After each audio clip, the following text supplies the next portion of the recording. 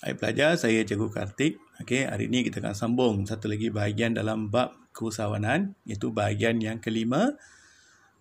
Kita akan bincang tentang faktor-faktor kejayaan seimbang atau dikenali sebagai JERI. Okey, jasmani, emosi, rohani dan intelek. Okey, dalam bahasa Inggeris dipanggil body, mind, heart, soul. Okey, ada 4 dia. Okey. So, apakah faktor kejayaan seimbang? Kejayaan seimbang maksudnya kita mencapai kejayaan secara holistik. Maksudnya menyeluruh. Okay?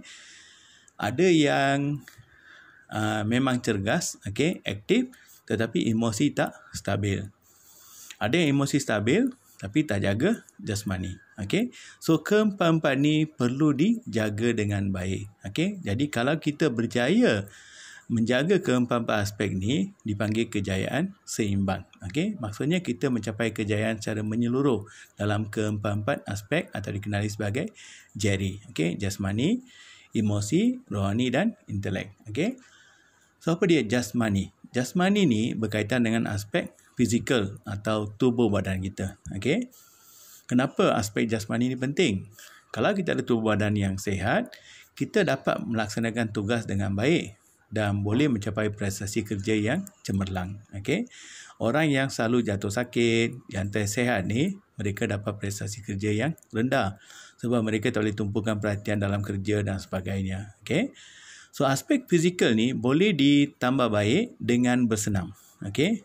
Serta amalan pemakanan yang sihat dan seimbang. Okay? So, fizikal ni berkaitan dengan senaman dan juga amalan pemakanan yang sihat.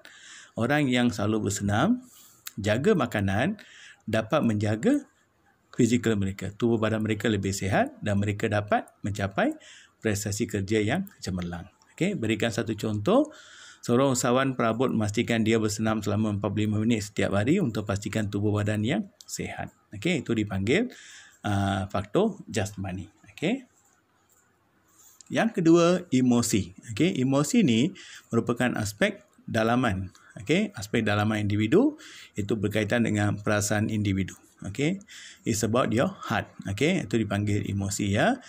Individu yang beremosi stabil, yang boleh mengawal perasaan ni, boleh buat kerja dengan baik dan mencapai prestasi kerja yang cemerlang. Okay, so kalau mereka mampu kawal emosi, okay, tidak bersifat marah, okay, boleh kontrol perasaan mereka ni kurang stres. Bila kurang stres, mereka boleh bekerja dengan lebih baik.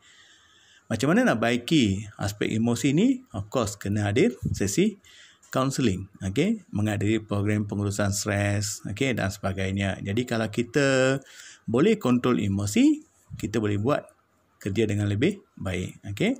Contohnya, seorang usahawan perabot telah menghadiri program pengurusan marah. Dia ni orang yang cepat marah. Jadi, untuk kawal rasa marah ni, dia menghadiri program pengurusan marah agar boleh mengawal perasaan marah dan mampu menguruskan perniagaan dengan cemerlang. Itu emosi ya. Okey, rohani maksudnya aspek dalaman. Ini berkaitan dengan kejiwaan, pegangan, kepercayaan individu. Belief, okey, berkaitan dengan religion, all this. So, mereka yang berpegang kepada tuntutan agama dapat mengelakkan perbuatan seperti menerima rasuah, menggelapkan harta syarikat dan sebagainya. Sebab mereka ni kuat agama. Okay? Aspek rohani ni boleh dibaiki dengan melakukan ibadah. Okay? Menghadiri kursus keagamaan dan sebagainya. Contohnya, seorang usahawan perabot sering menghadiri ceramah agama yang bantu beliau menguruskan perniagaan dengan amanah. So, sifat amanah ni wujud kerana dia sering menghadiri ceramah agama. Okay? So, ini berkaitan dengan rohani ya. Okay, intelek. Intelek berkaitan dengan minda. Okay, your mind atau mental seseorang. Okay, so mereka yang ada pengetahuan, ada kemahiran yang tinggi, boleh buat kerja dengan lebih baik. Macam mana nak meningkatkan intelek? Kita perlulah baca. Okay, menghadiri kursus. Okay, boleh belajar secara online. All this. Ada banyak program atas talian yang boleh bantu kita untuk meningkatkan kemahiran minda kita. Intelek.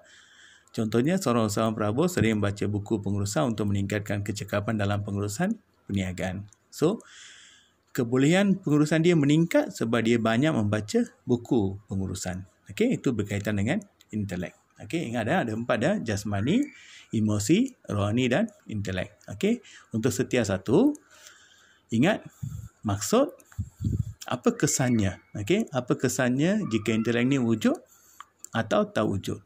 Okey, kalau ada pengetahuan, boleh buat kerja dengan cemerlang. Kalau tak ada, tak dapat buat kerja dengan baik.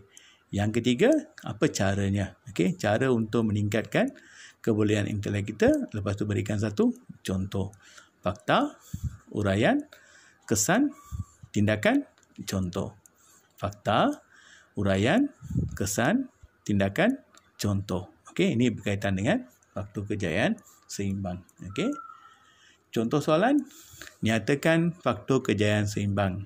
Jawapannya, faktor kejayaan seimbang ialah faktor jasmani, emosi, rohani, intelek. 4 markah.